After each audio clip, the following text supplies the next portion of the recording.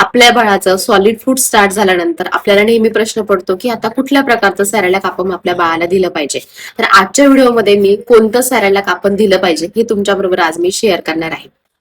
Video खूप important आहे. Video शेवटपर्यंत नक्की बघा आणि सुजाता आई पण ह्या इन्स्टा पेजला नक्की फॉलो करा नवीन नवीन अशा टिप्ससाठी. व्हिडिओला सुरुवात करूया की कुठल्या प्रकारचं सॅरेलॅक आपण आपल्या बाळाला दिलं पाहिजे. पहिली गोष्ट मी तुम्हाला सांगते, मी माझ्या बाळाला कुठल्याही प्रकारचं सॅरेलॅक दिलं नाही.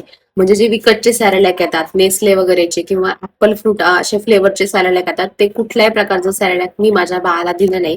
कारण की त्याच्यामध्ये प्रिझर्वेटिव्ह असतात आणि त्याच्यामध्ये साखर असते, त्याच्यामुळे मी माझ्या बाळाला ते कधीच दिलं नाही. परंतु जर आपण कुठं प्रवासाला गेलो किंवा कुठं लग्नाला गेलो, गावाला गेलो आणि इमर्जन्सी जर आपण घर कामामध्ये खूप व्यस्त असेल आणि आपल्याला जमलं नाही, तर मग मी बाहेरचं सॅरेलॅक वापरायची, ते पण बालवर्धकचं.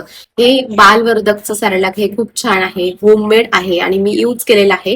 हेच मी वापरायचे, ते पण कुठं जरी प्रवासाला गेले आणि खूप इमर्जन्सी असेल तरच. परंतु हे पण मी जास्त यूज केलेले नाही, फक्त प्रवासातच यूज केलेलं आहे.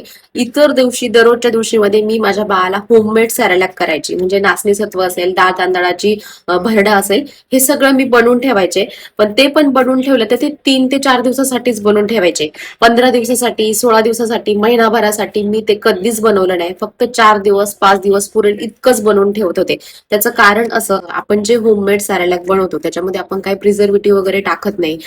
किंवा मग जर ते चांगले भाजले गेले नाही तर मग त्याच्यामध्ये जर पाणी वगैरे राहिलं तर त्याला फंगस येऊ शकतं. त्याच्यामुळे मग मी ते 3 ते 4 दिवस बनवून ठेवायची आणि 3 ते 4 दिवसानंतर संपल्यानंतर पुन्हा ते बनवायचे. खूप जास्त दिवसासाठी, 15 दिवसासाठी, महिन्याभरासाठी मी ते कधीच बनवून ठेवलं नाही. म्हणून जे काय तुम्ही सॅरेलॅक बनवत असाल, नाचणी सत्व असेल, डाळ तांदळाची पेज असेल, तर ते तुम्ही घरीच बनवा आणि घरीच बनवून आपल्या बाळाला खायला द्या.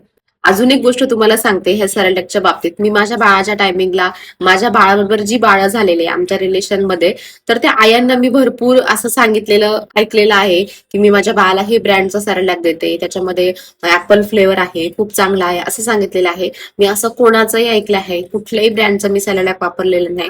जर तुम्हाला बाळाला फ्लेवरच द्यायचे असेल, ऍपल फ्लेवर वगैरे असं द्यायचं असेल, तर छानपैकी ऍपल घ्यायचा, तो तांदळामध्ये भातामध्ये तो शिजवायचा, मॅश करायचा, त्याने चांगलं ऍपल फ्लेवर येतं, ते चांगलं सॅरेलॅक बनतं. परंतु कुठल्याही प्रकारचं बाहेरचं प्रिझर्वेटिव्ह सॅरेलॅक आपल्या बाळाला देऊ नका. कशी वाटली इन्फॉर्मेशन मला हे कमेंट सेक्शन मध्ये नक्की सांगा आणि अशाच इन्फॉर्मेटिव्ह गोष्टीसाठी सुजाता आय पण या युट्यूब चॅनेलला आणि इन्स्टा पेजला नक्की फॉलो करा. याच्यावरती भरपूर इन्फॉर्मेशन तुम्हाला भेटणार आहे. जर तुम्ही नवीन आई असेल तर नक्की फॉलो करा.